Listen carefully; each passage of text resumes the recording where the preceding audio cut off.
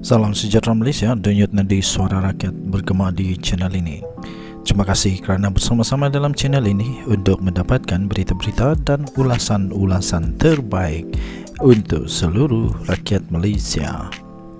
Bagi anda yang pertama kali bersama-sama dalam channel ini, sila tekan butang subscribe, like dan share.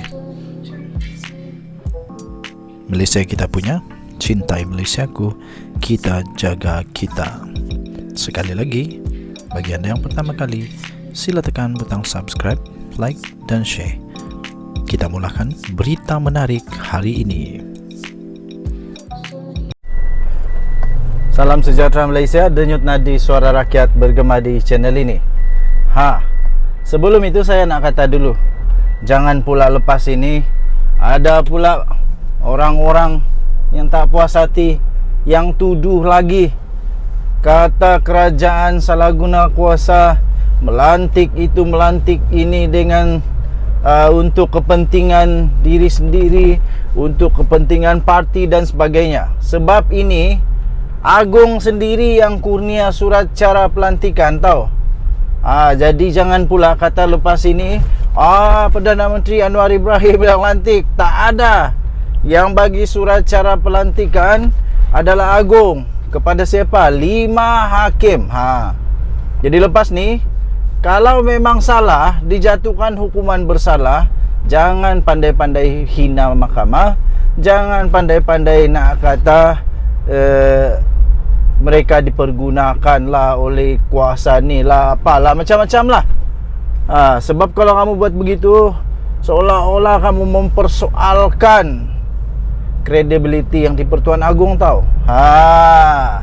Jadi terbaru Agong baru saja berkenan memberikan watika pelantikan surat cara kepada 5 hakim yang di Pertuan Agong. Sultan Ibrahim hari ini telah berkenan untuk menerima menghadap dan juga telah mengurniakan surat cara pelantikan kepada 5 hakim di Istana Negara pada hari ini.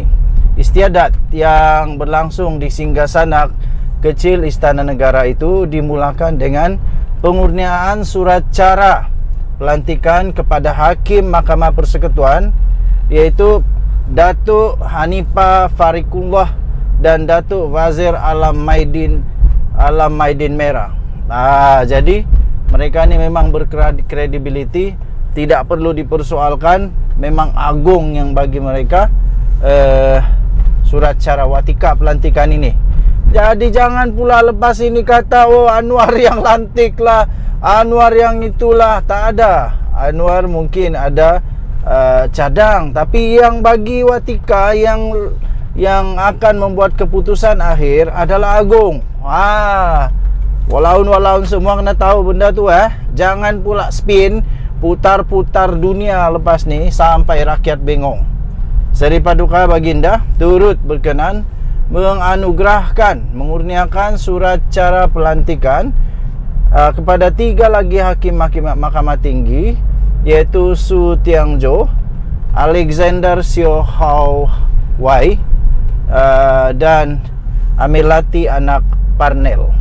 Jadi mereka semua telah dikaruniakan surat cara itu. Tahniah diucapkan. Ini memang menggembirakan kerana supaya rakyat tahu bahawa mereka ini dilantik bukan sembarangan. Mereka ini dilantik bukan tangkap muat saja, tapi Agong sendiri dengan kebijaksanaan, dengan wibawa daulat daripada tuanku Agong, membuat pertimbangan, penilaian dan akhirnya membuat keputusan memperkenan atau menolak. Jadi ini tak ada kena-mengena dengan salah guna kuasa lah, apalah. Jadi jangan pula lepas ni ada lagi muncul lagi cerita-cerita sedemikian. Dan yang tadi, saudara rakyat bergema di channel ini, tahniah diucapkan. Daulat tuanku, ke bawah duli yang maha mulia Seri Paduka Baginda yang di Pertuan Agong Sultan Ibrahim Sultan Iskandar. Daulat tuanku. Salam sejahtera Malaysia, denyut nadi suara rakyat bergema di channel ini. Pertama sekali, Saya ingin mengucapkan selamat berpuasa kepada semua rakan-rakan yang beragama Islam di seluruh Malaysia. Selamat berpuasa. Semoga ketika menjalankan ibadah puasa ini semua dapat keberkatan, dapat hidayah, dapat banyak perkara yang diberkati daripada Tuhan. Semoga pada ibadah puasa pada tahun ini juga anda semua akan mendapat masa yang cukup berharga, cukup berkualiti bersama dengan keluarga. Ambillah masa ini, peluang ini untuk bersama dengan keluarga. Okey, jadi dengan itu tuan-tuan dan puan yang dihormati sekalian, banyak perkara yang berlaku sebelum berpuasa ini. Antara perkara yang berlaku yang menjadi hangat di pasaran ialah tentang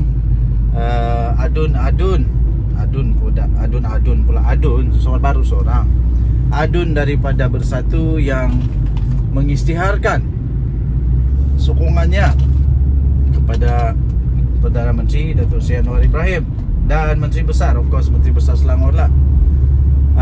Rupa-rupanya bila saja disiasat lebih mendalam, rupa-rupanya bukan berpunca daripada beliau digugurkan daripada jawatan Ketua Penerangan Selangor dan Bersatu, tapi kerana beliau kecewa ada kartel di dalam Bersatu.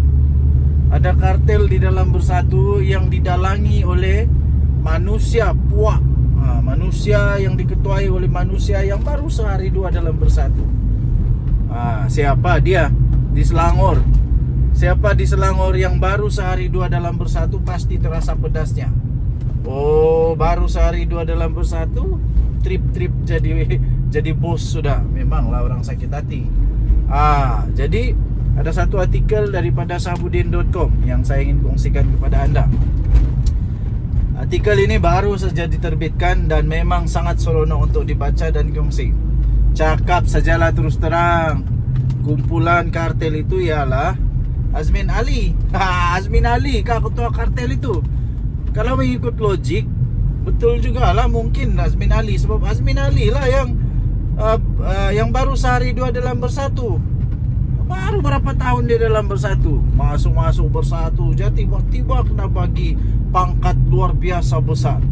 Memanglah Raka Rumbi semua rasa kecil hati juga, yang sudah berpuluh tahun pula, sudah bertahun-tahun bersama dengan Bersatu, tak pun dapat hidu jawatan yang disandang oleh Azmin Ali sekarang. Azmin Ali special. Azmin Ali special. Memanglah bikin sakit hati. Jadi sebab itu tajuk dia cakap sajalah terus terang. Kumpulan kartel itu ialah Azmin Ali. Adun Selat Kelang daripada Bersatu, Abdul Rashid Asari tampil mendedahkan sebab mengapa dia tiba-tiba mengambil keputusan menyokong Menteri Besar Selangor iaitu Amiruddin Sari. Jadi katanya tindakannya itu bukan disebabkan kerana kecewa digugurkan sebagai pengerusi Bersatu Selangor. Sebaliknya, Abdul Rashid mendakwa tindakannya itu adalah disebabkan Bersatu Selangor telah dikuasai. Bersatu Selangor telah dikuasai oleh kumpulan kartel yang dipimpin individu baru sehari dua menyertai parti itu. Pastilah terasa siapa yang makan lada. Memang terasa pedas lah. Orang pertama yang terasa makan pedas pastilah Azmin Ali, sebab dia memang betul baru masuk di sana. Kemudian beliau menolak dakwaan. Beliau menolak dakwaan merajuk. Dia pernah dikatakan mungkin kerana merajuk, tapi dia menolak dakwaan itu bahawa dia merajuk. Dia menolak dakwaan itu dia merajuk. Dia tidak merajuk. Dari kerana dilucutkan jawatan, tak pernah dia rasa merajuk. Dia katalah begitu. Sebaliknya merasakan diri dia tidak lagi diperlukan oleh parti selepas 9 tahun bekerja keras menubuhkan Bersatu Selangor. 9 tahun dia bersama dengan Bersatu, tapi tiba-tiba kena potong queue. Memanglah. Bagaimanapun Abdul Rashid tidak menamakan pemimpin yang menguasai kumpulan kartel itu. Kenapa tidak disebut dengan terus terang?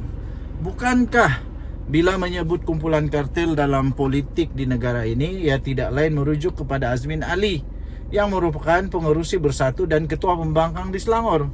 Sebutlah terang-terang Bersatu ke Selangor kini telah dikuasai oleh Azmin. Kan senang. Bersatu Selangor sekarang dikuasai oleh Azmin kah? Waduh, memang pelik. Orang yang baru masuk tiba-tiba jadi bos besar.